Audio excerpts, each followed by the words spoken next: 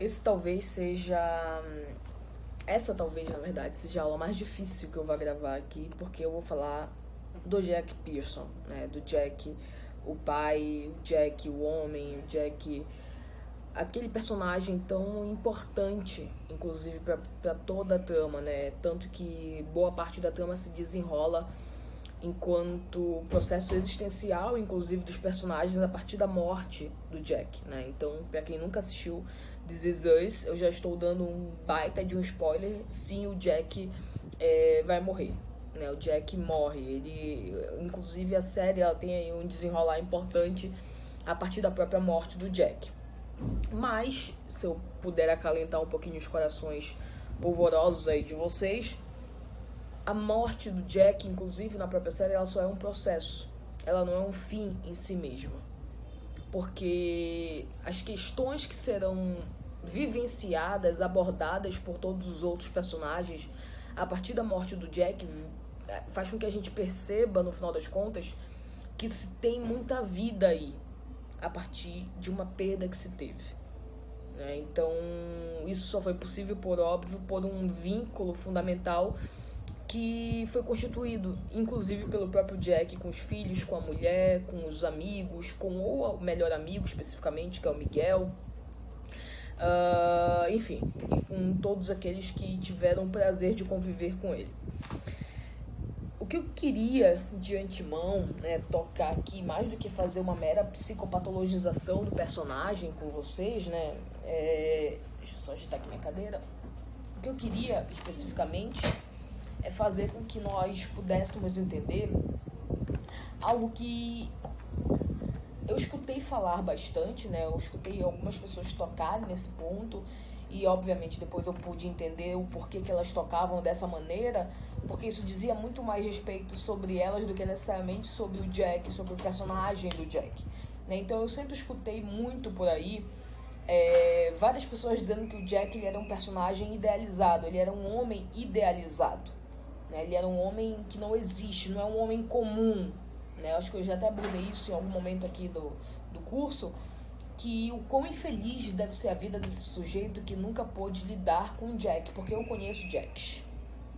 Eu convivi com Jacks, com um especificamente, inclusive, na minha própria vida. Então o Jack ele é um homem comum. Só que hoje em dia, no mundo que a gente vive hoje, um mundo às avessas, um mundo de uma subversão completa dos valores, da moral, da ética, da honestidade, da fidelidade, da lealdade. Isso é impossível. Isso é insuportável por vezes. O Chesterton, né, o filósofo, ele tem uma frase que eu adoro, né, que ele diz que não há nada mais de extraordinário do que um homem comum com a sua mulher comum e com seus filhos comuns.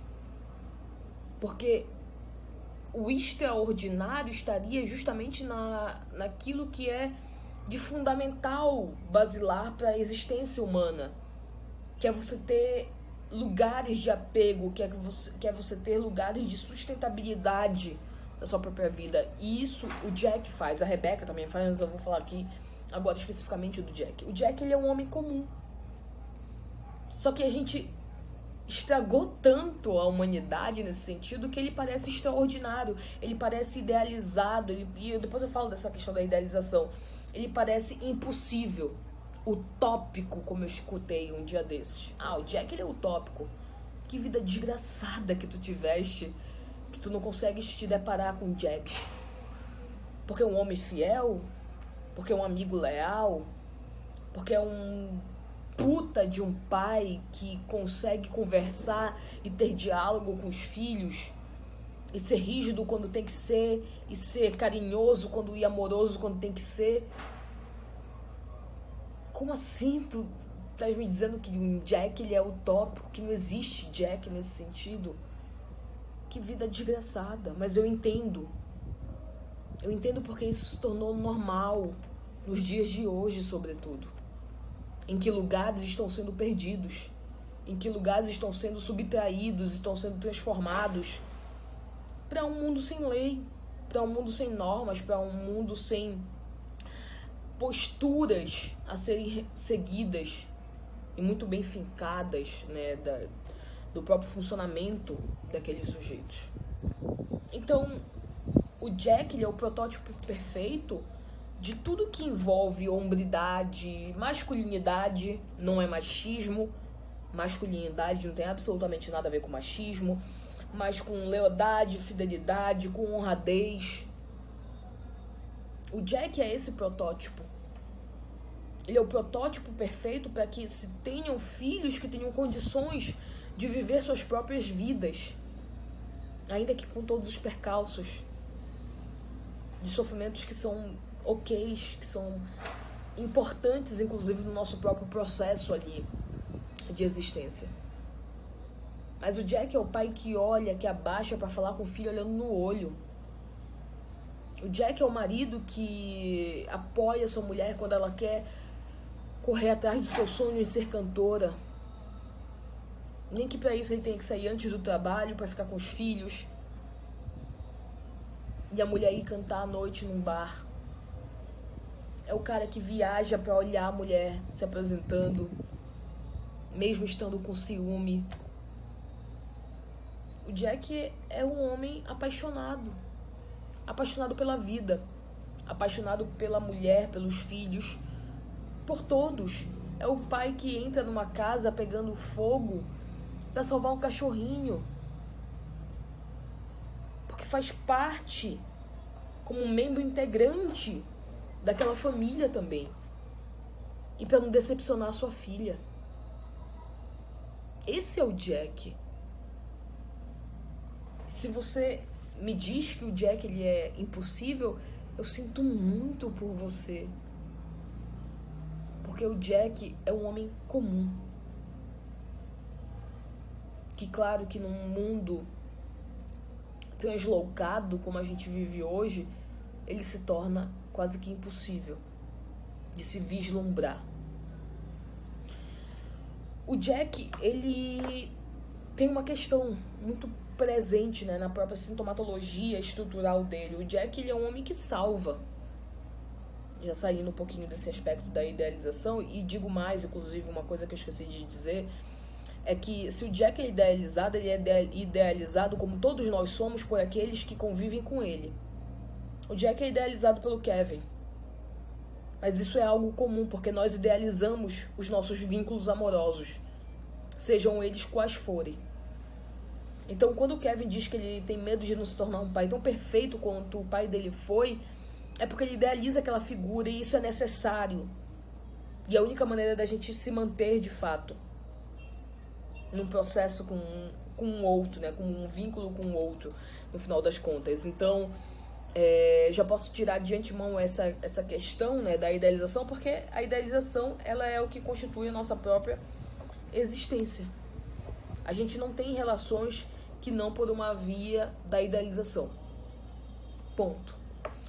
Agora, um outro aspecto que eu queria tocar aqui, que eu coloquei aqui, né, marquei aqui no meu caderninho, é que o Jack, ele é um homem que salva. O Jack salva a mãe de uma relação abusiva, essa sim, de uma relação violenta, com pai bêbado, alcoólatra, agressor. O Jack salvou o irmão. O Jack salvou a família de um incêndio. O Jack salvou o cachorro porque ele é um homem que salva. E por que o Jack é um homem que salva? O que foi que aconteceu na vida do Jack para ele ser esse cara que salva? O Jack salva numa tentativa de tentar restituir uma salvação para ele próprio, por tudo que ele viveu na infância. O Jack é aquele cara que contava uma história pro irmão para que ele se sentisse mais seguro frente aos horrores que aconteciam de uma violência psicológica implementada ali pelo próprio pai deles. Então, o Jack, numa tentativa, inclusive, de tentar se salvar, ele toma para si um bastião de que ele é o detentor do salvamento de todos os outros que estão ao seu redor. Esse é o Jack. Porque isso é muito interessante, porque isso é um aspecto psíquico, de fato. Para que ele conseguisse viver, para que ele conseguisse se salvar, Ele criou um personagem que salva todos os outros. Isso é apenas uma tentativa de tentar se salvar, porque não teve ninguém para salvá-lo. Aquele menininho indefeso que tentava remediar aquele pai agressor. Não teve ninguém para salvá-lo. Então ele precisou criar um personagem que salva, no final das contas. Esse é o Jack. O Jack, ele fornece uma base segura para os filhos. E, aliás, eu queria dizer uma coisa aqui que é importante, porque eu vou falar isso bastante lá quando eu for falar da Rebecca. Mas eu queria falar isso aqui especificamente no caso do Jack. Eu sugiro que vocês, né, sobretudo vocês que estão me assistindo, que têm filhos ou que têm planos para ter filhos, né, que vocês assistam com cuidado essa série, porque essa série é uma aula de relações fundamentais que solidificam filhos para que eles possam seguir com as próprias pernas futuramente. Do modo como a gente se refere a eles, do modo como a gente lida com eles, do modo como a gente entende as questões, as fraquezas, os sofrimentos, as alegrias daqueles filhos, a gente vai nomeando isso. A série, ela é fantástica por conta disso, porque ela fornece essas duas figuras fundamentais, tanto uma função paterna muito bem posta, quanto uma função materna muito bem alicerçada. Ela fornece isso como exemplo. Olha, é isso aqui que a gente precisa para que nós tenhamos filhos que consigam dar conta da própria vida, ainda que tenham percalços. Porque é comum, é normal. Vocês vão me dizer, mas olha a vida toda cagada dele, a Kate com compulsão alimentar, o Jack com adicção no álcool, o Randall com crise de ansiedade. Que diabo é isso? Isso é vida. Mas todos conseguem dar seguimento no seu próprio processo existencial. Por que eles conseguem? Porque eles têm base para isso. Eles foram solidificados para isso, com o afeto desses pais, dessas funções que foram desempenhadas ali na vida delas. Então, essa é uma série que os pais deveriam assistir para entender o que acontece de fato nesse processo de constituição de crianças. Como é que isso fica, né? O que a gente vai sonhar depois, o que a gente vai lembrar depois, o que é tudo isso no final das contas. A série fornece isso pra gente. Inclusive com a figura do próprio Jack, né? Um outro aspecto aqui que eu elenquei pra gente falar é a questão do alcoolismo. O Jack, ele é um alcoólatra, né, em remissão, digamos assim. Ele luta ali, enfim, morreu lutando, né, contra o vício no álcool. Isso é interessante porque muito se fala, né, sobre essas questões que envolvem a genética, porque o pai dele também era alcoólatra, e aí ele também era, por conta do gene que passou de um pai para o filho, aí ele também passou esse gene pro Kevin. Isso é uma bobagem, assim, colossal, né? Eu não vou discutir aqui com questões genéticas, mas eu tô falando no sentido psicanalítico. Porque não basta um gene, um suposto gene, né? De uma compulsão, de uma dependência, para que os filhos também funcionem daquela maneira. A gente tem todo um processo identificatório que ocorre. Então, o Jack, ele queria ser tudo menos aquele pai que ele teve para os filhos dele, e ele tenta modificar isso, né? Pronto, a gente percebe isso de maneira muito direta, mas ficam resquícios identificatórios, porque a gente não conseguiria se tornar alguém sem se identificar minimamente com o que quer que seja, no final das contas. Então ele pode ter modificado a relação dele com os filhos. Ele não quis ter a mesma relação que o pai dele teve com ele, na maior parte do tempo, porque ele também reconhece que tinham momentos importantes ali, né, bons, daquela relação com o pai, mas ele ficou com um traço identificatório. E a gente não escapa a isso. Eu já disse isso pra vocês, eu vou voltar a repetir. A gente luta pra ser diferente daqueles que a gente não suporta por vezes, e a gente funciona exatamente da mesma maneira, mesmo que a gente não se dê conta disso. E o Jack, ele é a prova viva disso. E nós somos a prova viva disso. Sobretudo se você for muito jovem e estiver me escutando, né, aí 18, 20 anos, e você diga, não posso ser que nem meus pais, é insuportável. Calma só. Fica lá com os 40, com 30 e pouco, que você vai ver o modo como você vai funcionar. Inclusive quando você for ter a sua própria família. É irremediável. Essa é a tragédia da nossa vida.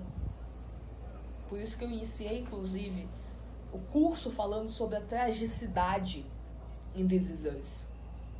Porque é o que nos constitui enquanto humanos. A reedição dessa tragédia. O Jack passa por um luto, né, o luto da perda do filho, que nasceu morto, né, um dos gêmeos ali, não, um dos 3 gêmeos ali. E eu já falei sobre isso, mas vou só finalizar, inclusive, essa primeira parte aqui falando do Jack. Que a maneira como ele lidou naquele momento foi, inclusive, tem uma expressão específica para isso, né? Que é tentar negar aquilo ali, aquela realidade, inclusive colocando algo para tentar tamponar, né? Isso é algo muito evidente na neurose obsessiva, né?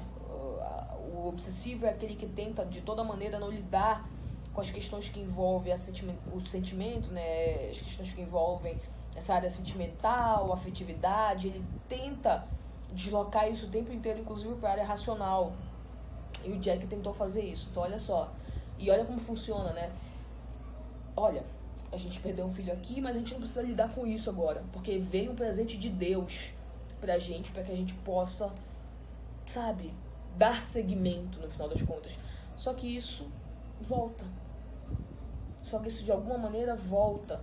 Volta no vício, volta em outros aspectos patológicos, inclusive, ali da vida dele. Porque você não consegue remediar algo sintomático simplesmente excluindo da sua vida aquele aspecto.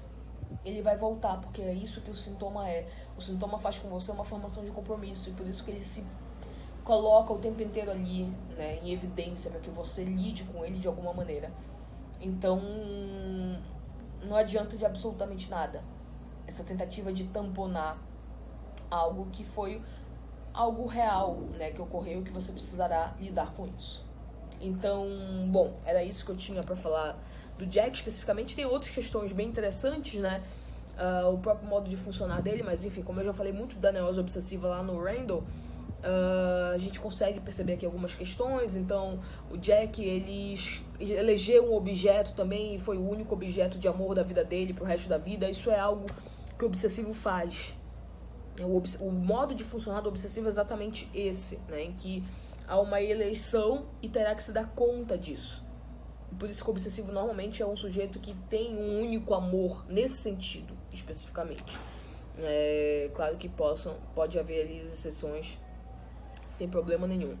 Então, o próprio ciúme é uma das características muito evidentes na neurose obsessiva também, claro, lidando ali de uma maneira velada, digamos assim, né? Mas isso também é muito evidente.